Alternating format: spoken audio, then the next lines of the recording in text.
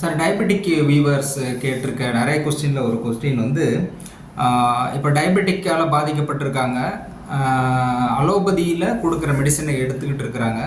சரியான முறையில் எடுத்துகிட்டு இருக்கும்போது அவங்களுடைய சுகர் லெவல் கரெக்டாக மெயின்டைன் ஆகிட்டுருக்கு. அவர் என்ன சொல்கிறாரு, சுகர் வந்து ஒரு 2 வருஷம் 3 வருஷம் சரியாக தான் மெயின்டைன் ஆகிட்டுருக்கு, திரும்பவும் நான் ஏன் மெடிசன் எடுக்கணும் அப்படின்னு டாக்டர்கிட்ட கேட்கும்போது, இல்லை நீங்கள் மெடிசன் எடுத்துக்கிட்டே இருந்தால் தான் சரியாக இருக்கும், எடுக்கிறது நிறுத்திட்டாக்க திரும்பவும் அதிகமாகும் அப்படின்றாங்க. அப்போ தொடர்ச்சியாக ஏன் மெடிசன் எடுக்கணும், சரியான அளவு சுகர் இருக்கும் பொழுது மருந்து எடுக்காமல் இருக்கிறது சரிதானே, சரியாக அளவு இருக்கும்போது ஏன் மருந்து எடுத்துக்கிட்டு இருக்கணும் அப்படின்னு கேள்வி கேட்குறாங்க. இதுக்கு உங்களுடைய பதில் என்ன டாக்டர்? இதுக்கு அவர் ட்ரீட்மெண்ட் எடுக்கிற டாக்டர் சொன்ன பதில் தான், சரியான அளவு இருக்குது, மருந்து நிறுத்த வேண்டாம், ஆனால் கண்டினியூ பண்ணுங்க அப்படின்றாங்க. பேஷண்ட் சொல்கிறாரு, எனக்கு தான் சுகர் லெவல் கரெக்டாக இருக்கேன், நான் நிறுத்திடுறேன், அப்போ நீங்கள் நிறுத்திட்டா திருப்பி பழைய மாதிரி இன்க்ரீஸ் ஆகிடும் அப்படின்னு சொல்கிறாரு. இப்போ இதுலேருந்து ஒரு உண்மை நாம் என்ன தெரிஞ்சுக்கணும், ஒரு நோய் சுகர் அப்படின்றது, சுகர் லெவல் வந்து ஒரு மருந்து கொடுக்குறாரு, அதில் போய் டாக்டர் மருந்து கொடுக்குறாரு, அது பேலன்ஸ் ஆகி கரெக்டாக இருக்குது. என்ன அவர் போதும் சார் அப்படி சொல்லி நிறுத்துறாரு. அப்போது டாக்டர் சொல்கிறாரு, நிறுத்த வேண்டாம், அதை கண்டினியூவாக எடுத்துக்கோங்க, நிறுத்தினா திருப்பி பழைய மாதிரி சுகர் ப்ராப்ளம் வந்துடும், சுகர் ஷூட்டப் ஆகிடும்ன்றார். அப்போ இருந்து நாம் என்ன தெரிஞ்சுக்கணும், அவர் கொடுக்குற ட்ரீட்மெண்ட்டு, இவர் எடுக்கிற ட்ரீட்மெண்ட்டு சுகர் லெவலை கண்ட்ரோல் தான் பண்ணுதுன்னு அர்த்தம் இல்லையா? சுகரை கண்ட்ரோல் பண்ணி வச்சுருக்கு, அப்போ சுகர் கண்ட்ரோல் லெவல் அப்படி மெயின்டைன் பண்ணுது. அப்போ நீங்கள் அந்த மெடிக்கேஷனை விட்டுட்டிங்கன்னா சுகர் வந்து ஷூட்டப் ஆகிடும், சுகர் லெவல் ஷூட்டப் ஆகிடுது. அப்போது அந்த மெடிசனை என்ன பண்ணுது, கண்ட்ரோல் பண்ணுது. நீங்கள் கண்ட்ரோல் பண்ணுற மெடிசனை, குணப்படுத்துகிற மெடிசன் நீங்கள் நினச்சிட்டு இருந்தால் அது உங்களுடைய தவறு தான். சித்தர்கள் சொல்கிறதும் நம்முடைய முன்னோர்கள் சொல்கிறதும் நோயை குணப்படுத்துங்க அப்படின்னு சொல்கிறாங்க. நாம் நோயை குணப்படுத்துக்கான வழிகளை நம்ம பண்ணுறதே கிடையாது, நம்ம குணப்படுத்துகிறவங்க சொல்கிறத கேட்குறதும் கிடையாது, கண்ட்ரோல் பண்ணுறது மட்டும்தான். இப்போது ஆங்கில முறை மருத்துவத்தில் நீங்களாக 2 வருஷம் 3 வருஷம் பேஷண்ட்டு 10 வருஷம் 5 வருஷம் 20 வருஷம் தொடர்ந்து மருந்து எடுக்கிறவங்களாம் இருக்காங்க. அவங்க கேட்குற கேள்வி இதுதான், சார் மற்ற நோய்களுக்கு ஒரு காய்ச்சலுக்கோ தலைவலிக்கோ நான் போய் மருந்து எடுக்கிறோம், அந்த நோய் சரியாயிட்டு அந்த மருந்து ஸ்டாப் பண்ணிடுறோம். நியாயம் தானே அவங்க சொல்கிறது, தலைவலி காய்ச்சல் வயிற்று வலி ஏதோ ஒரு ப்ராப்ளம், வாட்டர் இந்த ப்ராப்ளம், நாங்கள் போகிறோம் ட்ரீட்மெண்ட் எடுக்கிறோம், சரியாக போய் விட்டுறோம். ஏன் சார் அந்த சுகருக்கு மட்டும் வந்து அந்த மாதிரி விட முடியல, விடக்கூடாதுன்னு டாக்டர் சொல்கிறாங்க, விட்டால் அதுவும் திருப்பி ஷூட்டப் ஆகிடுது, இது ஏன் சார்? நிறைய பேர் கேட்டு அறியாமை தான். அப்படின்னா என்ன அர்த்தம்? அப்போ அந்த நோயை, சர்க்கரை நோயை நீங்கள் எடுக்கிற ட்ரீட்மெண்ட்டு, நீங்கள் கொடுக்குற மருந்துகள் குணப்படுத்தவில்லை, அப்படி கட்டுப்படுத்திக்கிட்டு தான் இருக்குது அப்படின்னு அர்த்தம். அப்போ அது எப்போ கட்டுப்படுத்த முடியலையோ அப்போ நீங்கள் ரொம்ப பாதிக்கிறீங்க. எப்போ வந்து சுகரை கட்டுப்படுத்த முடியலையோ, அந்த மருந்தால் கட்டுப்படுத்த முடியலையோ, அப்போ நீங்கள் மருந்துடைய பவரை கூட்டிக்கிட்டே போகிறீங்க. அப்புறம் இந்த இன்சுலின் போகிறீங்க, இன்சுலின் இன்ஜெக்ஷன் லெவலையும் கூட்டிக்கிட்டே போகிறீங்க. அப்போது இருந்து என்ன தெரியுது, சர்க்கரை நோய்க்கு முழுமையாக மருந்து யாரும் கொடுக்கல, ட்ரீட்மெண்ட்டு கொடுக்கல, எல்லாமே கட்டுப்படுத்துகின்ற மருந்துகள் தான் கொடுக்குறாங்க, கட்டுப்படுத்துகிற மருந்து தான் கொடுக்குறாங்க. அது கட்டுப்படுத்தத்தான் முடியும், குணப்படுத்த முடியலை அப்படின்னு சொல்லிட்டு எத்தனையோ வருடங்களுக்கு முன்னாடியே பிரிட்டிஷ் பீரியட்லேயே சொல்லியிருக்கிறாங்க. குணப்படுத்த முடியாத வியாதிகள் அப்படின்னு பிரிட்டிஷ் பீரியட் சுதந்திரம் நாம வாங்கிறதுக்கு முன்னாடியே டிக்ளேர் பண்ணியிருக்காங்க டாக்டர்ஸ்.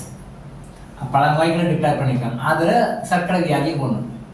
ஆனால் இது வந்து நவீன ஆங்கில முறை மருத்துவத்தில் மட்டும்தான் வந்து இது குணப்படுத்த முடியல அப்படின்னு சொல்லி டிக்ளேர் பண்ணியிருக்கு. ஆனால் மற்ற மருத்துவ முறைகளில் இதை வந்து சரி பண்ண முடியும் தான்.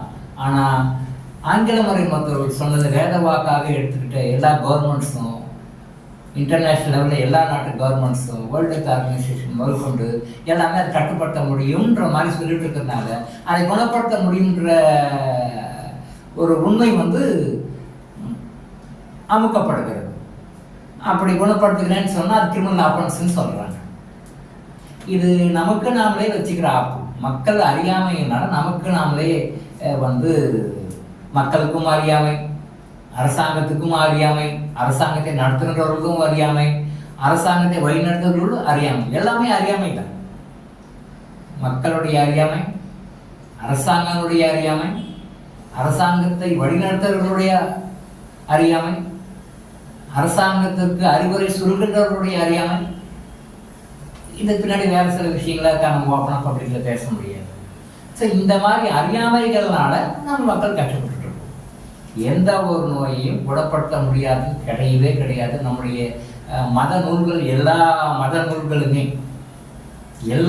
நூல்களுமே குணப்படுத்த முடியாத வியாதி என்பது எதுவுமே கிடையாது. குணப்படுத்தக்கூடிய வியாதி தான் எல்லாமே அப்படின்னு. மரணத்தை தவிர மற்ற எல்லா நோய்களையும் குணப்படுத்தக்கூடியது குர்ஆன்ல வரும்.